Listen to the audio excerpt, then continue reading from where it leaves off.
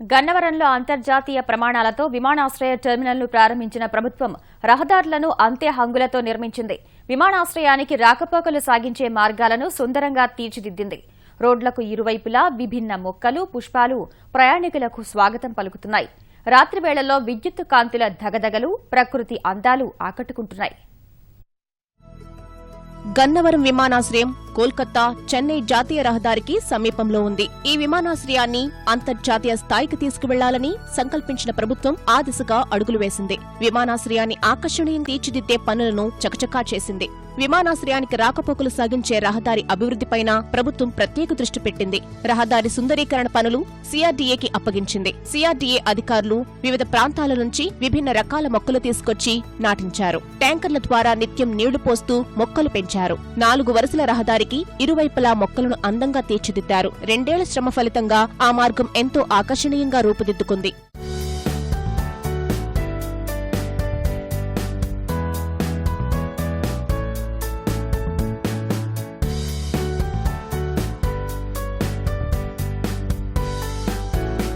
విజయవాడ రామవరప్పాడు వలయ రహదారి నుంచి గన్నవరం విమానాశ్రయం వరకు 25 కిలోమీటర్లు ఉన్న ఈ రహదారిపై ప్రయాణం వాహనదారులకు కొత్త అనుభూతులు అందిస్తోంది. రంగురంగుల పుష్పాలు రాజధానికి వచ్చే అతిథులకు స్వాగతం పలుకుతున్నాయి. చెన్నై నుంచి కోల్కతా వరకు 1000 కిలోమీటర్ల ప్రయాణం చేసే భారీ వాహనాల చోదకులు ఈ రహదారి పక్కన చెట్ల కింద కాసేపు సేద తీరుతున్నారు. ప్రయాణికులు ప్రకృతి అందాలను సెల్ ఫోన్లలో నిక్షిప్తం చేసుకుంటున్నారు.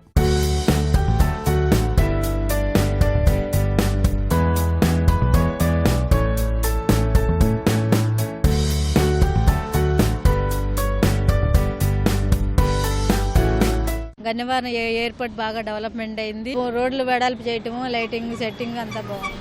ఇది చుట్టుపక్కల వాతావరణం అంతా బాగుంది. రోడ్డు ఇప్పుడు ఇంత ముందు బాగుండేది, ఇప్పుడు బాగా నీట్గా ఉందండి. రాజధాని వచ్చాగానే ఇక్కడ రోడ్లు లెవెల్గా ఉంది. గన్నవరం దాకా బ్రహ్మాండంగా ఉందండి.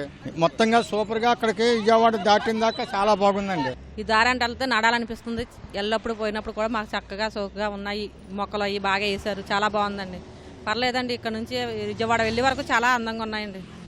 ఎర్ర పువ్వులు ఉన్నాయి కదండి, నందివందం పువ్వులు అవి, నూరాల పువ్వులు అవి వేశారని చాలా బాగున్నాయండి. చాలా అందంగా ఉన్నాయి.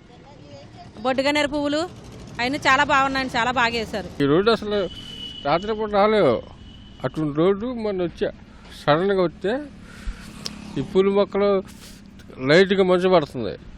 అద్భుతంగా ఉంది.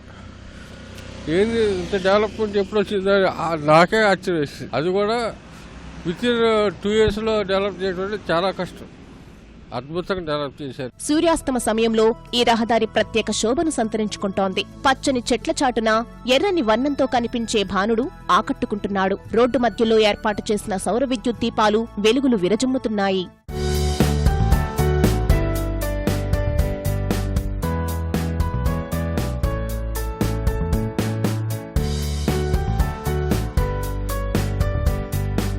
ఒకప్పుడు వాహన రాకపోకలు అంతంత మాత్రంగానే ఉన్న ఈ మార్గంలో సుందరీకరణ అనంతరం క్రమంగా రద్దీ పెరుగుతోంది. ఉదయం, సాయంత్రం వేళల్లో వాహనాల రద్దీ ఎక్కువగా ఉంటోంది. ఈ మార్గంలో ఉత్సాహంగా బయలుదేరిన ప్రయాణికులు కుదుపులేని ప్రయాణంతో సంతోషంగా గమ్యస్థానాలకు చేరుకుంటున్నారు.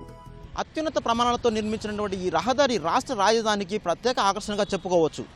ఇరువైపులా పచ్చదనానికి ప్రకృతి అందాలు తోడవడంతో అత్యంత శోభాయమానంగా కనిపిస్తోంది. ఈ దారి ప్రయాణం ఇటు వాహనదారులకు, ప్రయాణికులకే కాకుండా రాజధానికి తరలి వచ్చేటటువంటి అతిథులకు మధురానుభూతులను మిగులుస్తోంది. కెమెరామెన్ శ్రీమన్నారాయణతో కలిసి వెంకటరమణ, ఈటీవీ న్యూస్, విజయవాడ.